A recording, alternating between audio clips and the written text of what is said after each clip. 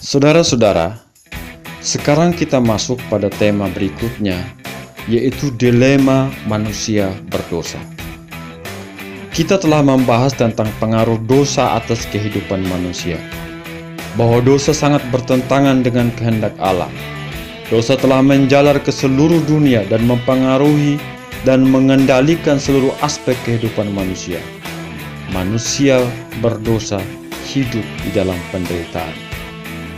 Namun hal yang lebih menakutkan dari itu adalah bahwa Allah tidak tinggal diam dan membiarkan manusia berdosa mengikuti kehendak tadinya. Allah tidak akan membiarkan manusia melecehkan kebenarannya. Allah membenci dosa. Allah menuntut keadilan ditegakkan. Ketika kita mulai membicarakan mengenai keadilan Allah, kita diperhadapkan pada persoalan yang dilematis. Allah yang Maha Adil harus menegakkan keadilan. Namun pada sisi lain, Ia juga mengasihi orang berdosa.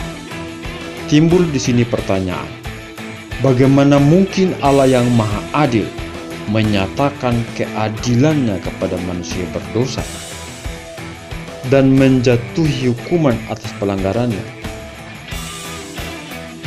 Bagaimana mungkin manusia dapat luput dari kutukan hukuman kekal? Sebab Allah sendiri telah berkata kepada kita, bagaimana ditulis dalam Amsal pasal 17 ayat 15, membenarkan orang fasik dan mempersalahkan orang benar, kedua-duanya adalah kekejian bagi Tuhan. Untuk memudahkan kita memahami akan keadilan Allah, saya akan menyampaikan sebuah ilustrasi. Suatu ketika, seseorang menghilangkan nyawa satu keluarga. Kemudian pelakunya ditangkap. Ketika pembunuh tersebut dibawa ke pengadilan, ditemukan bahwa ia memang bersalah atas perbuatannya. Tetapi saat menjatuhkan putusan, sang hakim memberi putusan sebagai berikut. Orang ini telah melakukan kejahatan yang sangat keji. Namun saya sebagai hakim yang baik hati memilih untuk menyatakan bahwa ia tidak bersalah. Tindakan sang hakim yang membebaskan terdakwa dari segala tuntutan hukum sebagaimana yang saya sebutkan tadi bukan saja mencederai hukum, namun telah melukai rasa keadilan para korban. Putusan sang hakim telah berlaku tidak adil dalam penegakan hukum. Tetapi jika hal itu terjadi dalam pengadilan di dunia ini, sebagaimana yang sering kita saksikan, bahwa yang benar bisa salah dan yang salah bisa dibenarkan, maka berapa banyak orang yang benar dalam pengadilan Allah? Bagaimana mungkin manusia yang jahat dapat berdiri di hadapan Allah dan dinyatakan sebagai orang benar? Amsal pasal 24 ayat 24 berkata, siapa berkata kepada orang fasik, engkau tidak bersalah, akan dikutuki bangsa-bangsa, dilaknatkan suku-suku bangsa. Inilah yang menjadi dilema besar dalam proses penegakan keadilan di hadapan Allah. Karena itu, saudara-saudara, jawaban untuk persoalan ini adalah seseorang harus bersedia menanggung hukuman atas dosa. Keadilan Allah harus ditegakkan. Manusia harus bertanggung jawab dan menerima risiko atas apa yang telah diperbuatnya. Atau ada seorang atau pihak lain yang bersedia mengambil alih tanggung jawabnya.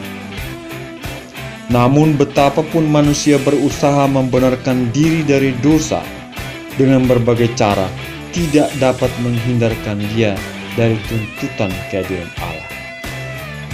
Sebab manusia tidak akan pernah mampu untuk membuat pembenaran diri di hadapan Allah yang Maha Kudus, Maha Suci, Maha Mulia, Maha Adil. Karena itulah, didorong oleh kasih-Nya yang besar, Allah melakukan terobosan penegakan keadilan yang tidak ditemukan dalam konsep keyakinan apapun yang ada di dunia ini. Seseorang dalam rupa manusia diutus untuk mengambil alih tanggung jawab manusia. Dia adalah Yesus Kristus, Juru Selamat manusia.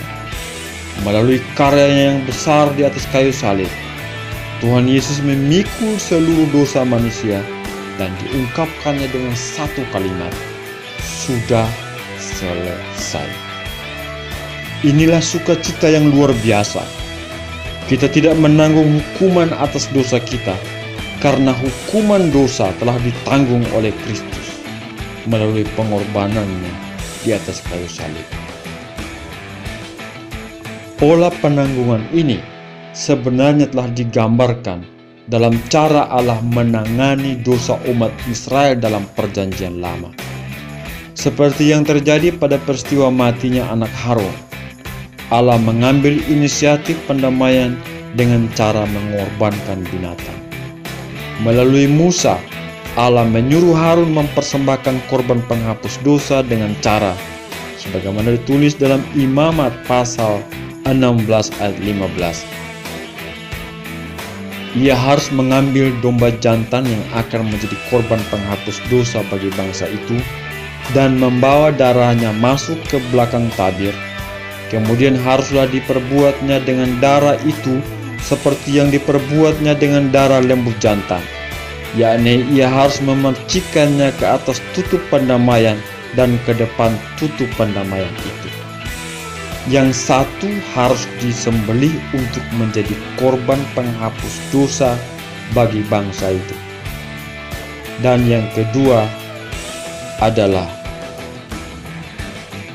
setelah selesai mengadakan pendamaian bagi tempat kudus dan kemah pertemuan serta mezbah, ia harus mempersembahkan kambing jantan yang masih hidup itu, dan Harun harus meletakkan kedua tangannya ke atas kepala kambing jantan yang hidup itu dan mengakui di atas kepala kambing itu segala kesalahan orang Israel dan segala pelanggaran mereka, apapun juga dosa mereka.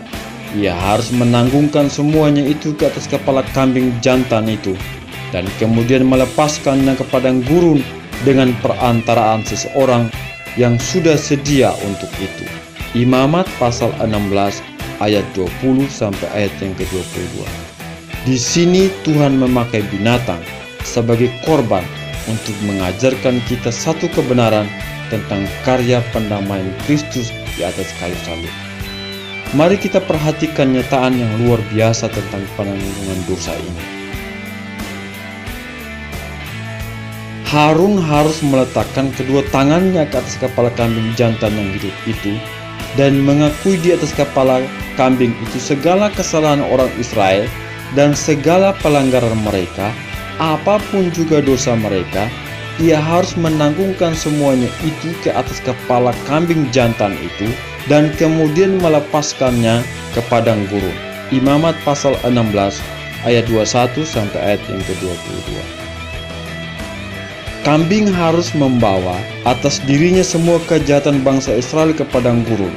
Kambing tidak melakukan suatu pelanggaran yang membuat ia patut dihukum mati, tetapi semua kesalahan orang Israel harus ditanggungkan atas dirinya.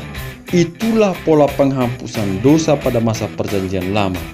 Kambing menjadi korban pendamaian dosa. Dalam Perjanjian Baru, Tuhan Yesus Kristuslah korban pendamaian itu. Tuhan Yesus bersedia menderita lalu mati di atas kayu salib.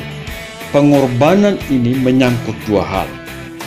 Pertama, menebus manusia dari dosa, dan kedua, memulihkan hubungan manusia dengan Allah yang telah rusak akibat dosa. Kini pertanyaan yang harus kita ajukan kepada diri kita masing-masing adalah seperti ini. Pernahkah kita meletakkan tangan iman kepada Yesus Kristus dan memberikan dosa-dosa kita kepada Dia untuk dibawa pergi? Seseorang telah mati menggantikan kita. Sebab memang tidak seorang pun yang mampu menemukan kebenaran sampai Tuhan datang menyelamatkan manusia. Yesaya pasal 53 ayat 6, kita sekalian sesat seperti domba, masing-masing kita mengambil jalannya sendiri, tetapi Tuhan telah menimpakan kepadanya kejahatan kita sekalian. Seperti itulah Allah yang maha adil, sanggup membenarkan pelaku kejahatan dalam pengadilan sorga. Dia membuka agenda hidup kita dan melihat hutang dosa kita sudah ditanggung oleh Yesus Kristus. Lebih lagi dia melihat sesungguhnya hutang dosa kita telah dibayar lunas oleh darahnya. Dalam kasih Allah yang besar, Allah telah membuat jalan untuk menyelamatkan kita dari dirinya dan tuntutan keadilan. Rasul Paulus dalam Roma pasal 3 ayat 21 sampai ayat 26 menuliskan, tetapi sekarang tanpa hukum Taurat kebenaran Allah telah dinyatakan, seperti yang disaksikan dalam kitab Taurat dan kitab-kitab para nabi, yaitu kebenaran Allah karena iman dalam Yesus Kristus bagi semua orang yang percaya. Sebab tidak ada perbedaan, karena semua orang telah berbuat dosa dan telah kehilangan kemuliaan Allah, dan oleh karena kasih karunia-Nya telah dibenarkan dengan cuma-cuma karena penebusan dalam Kristus Yesus. Kristus Yesus telah ditentukan Allah menjadi jalan pendamaian karena iman dalam darahnya. Hal ini dibuatnya untuk menunjukkan keadilannya, karena dalam kesabaran Allah, Ia telah membiarkan dosa-dosa yang dahulu dilakukan. Maksudnya ialah dari keadilannya pada saat ini, supaya nyata bahwa Ia benar, dan juga membenarkan orang-orang yang percaya kepada Yesus. Di sini Paulus mengatakan bahwa Kristus mati untuk menebus hutang dosa manusia, supaya Allah dapat membenarkan orang berdosa dan tetap menyatakan keadilannya. Dalam perjanjian lama, dosa hanya sekedar dilewatkan. Penanggungan atas kesalahan mereka dibawa terus dari tahun ke tahun sampai waktunya anak domba yang maha kudus datang, yang mana kematiannya menghapuskan dosa umat manusia untuk selamanya.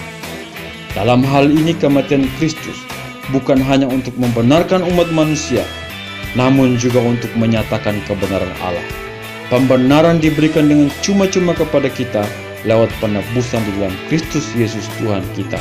Saudara-saudara, pada bagian selanjutnya kita akan membahas karakteristik dari pembenaran dihubungkan dengan konsep lahir kembali bagi orang percaya. Tuhan memberkati kita. Amin.